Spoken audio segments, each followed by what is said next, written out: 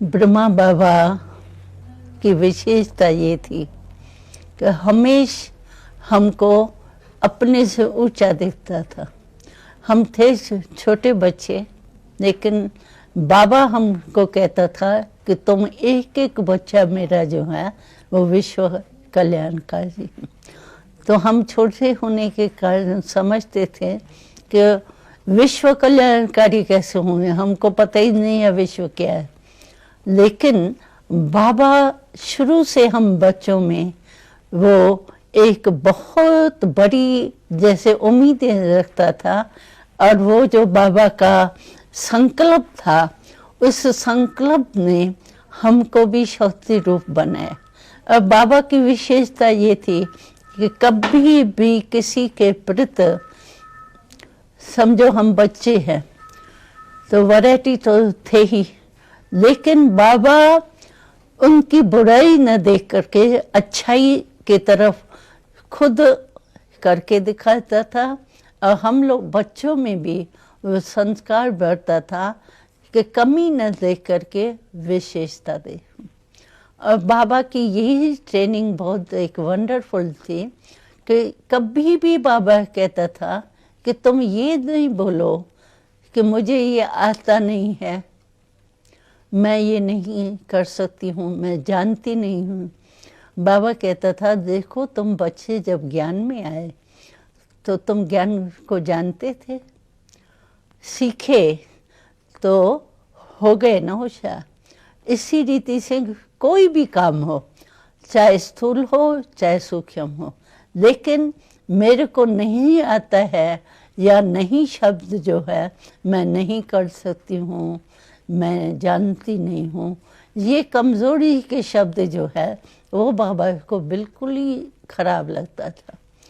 तो ना शब्द हमारे जीवन में होना नहीं चाहिए, ये बाबा ने हमको बहुत विशेषता सिखाई। उसी विशेषता के आधार पर हम कहाँ भी कोई भी काम करते थे तो हमको ना नहीं करना है, लेकिन सीखना है और सीख करके करना है।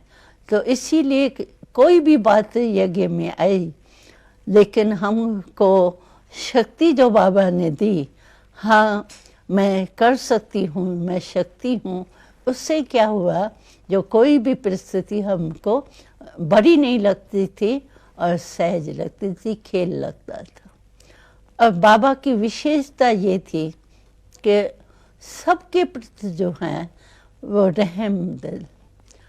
चाहे बाबा ने कभी अपने पास्ट जीवन में कभी किसी गाली नहीं खाई, इंसल्ट नहीं देखी, लेकिन सभी बाबा यानी ब्रह्मा बाबा की पहली लाइफ जो थी, सभी बाबा से राय लेने के लिए बड़ा बुद्धिवान समझ करके रिगार्ड देते थे। लेकिन ज्ञान में परमात्मा की प्रवेशता के बाद बाबा के ही संबंधी बाबा की इंसल्ट करते थे, गाली देते थे। लेकिन हमने देखा कि बाबा को कभी भी गाली नहीं लगती थी। बाबा कहता था बच्ची ये अज्ञानी है ना, तो अज्ञानी के ऊपर वैसे है, इसीलिए उनके ऊपर रहम करो, ईर्ष्या नहीं करो, घृणा नहीं करो। ज्ञान में घृणा शब्द होता नहीं है।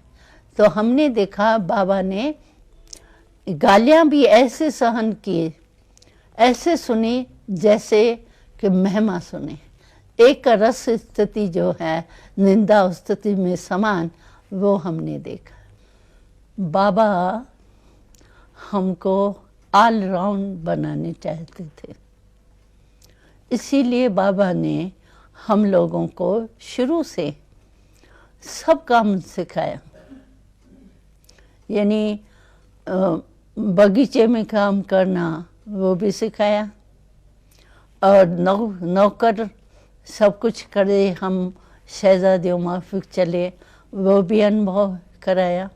लेकिन बाबा सब कुछ सिखाने के बाद भी ऐसे लगता था जैसे एकदम न्यारा और प्यारा।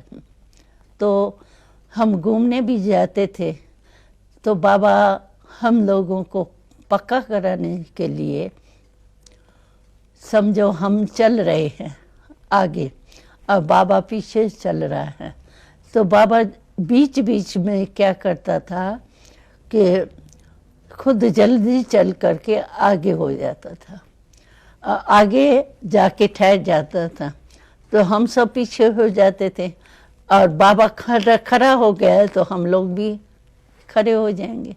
और बाबा फिर दृष्टि देख करके और पूछते थे, बच्ची अभी जो आप सैर कर रही हो तो अपनी बातों में थे या आत्म अभिमानी होकर के चल रहे थे? तो समझो हम बॉडी कॉन्शियस में आ गए, बातों में आ गए, तो बातों में नहीं आते थे, अटेंशन खींचते थे कि बाबा ने पूछा है, तो फिर जैसे रिफ्रेश हो जाते थे।